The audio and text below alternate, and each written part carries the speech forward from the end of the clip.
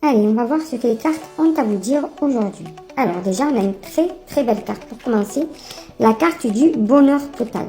Il y a le bonheur total qui vous attend. Alors là, on vous dit de lâcher prise, de ne pas vous prendre la tête à ce point-là, de laisser faire peut-être les choses naturellement. On va voir la suite des cartes. Mais en tout cas, lâchez prise.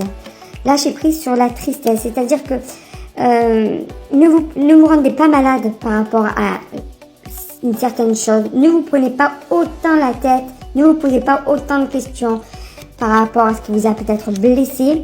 Parce que ça va vous permettre d'apaiser vos émotions, d'apaiser vos angoisses et vos peurs. Ça ne changera pas la situation de toute façon que vous vous rendiez malade. C'est ce qu'on est en train de vous dire. Alors, que ça vous touche, d'accord, mais il ne faut pas vous en rendre malade en fait.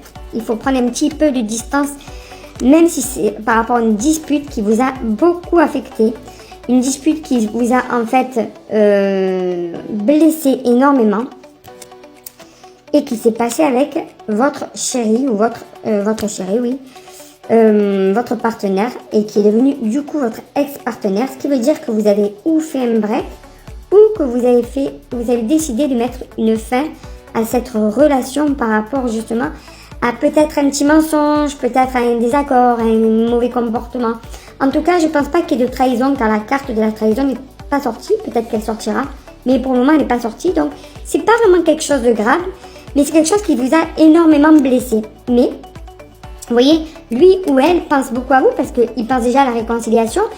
Et donc, il va peut-être y avoir réconciliation puisque lui ou elle va vous contacter. Que ce soit par un appel, par un message, par des réseaux sociaux.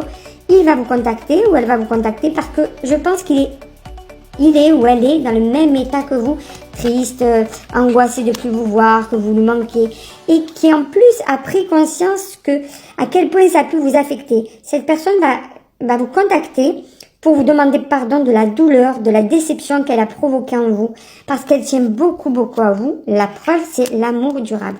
Je pense que ce silence, ce break, cette absence a fait que lui ou elle a pris le degré de l'amour qu'il vous porte. Vous voyez, il s'est dit ou elle s'est dit, mais c'est vraiment, je l'aime énormément. Vous voyez, la carte de l'être aimé.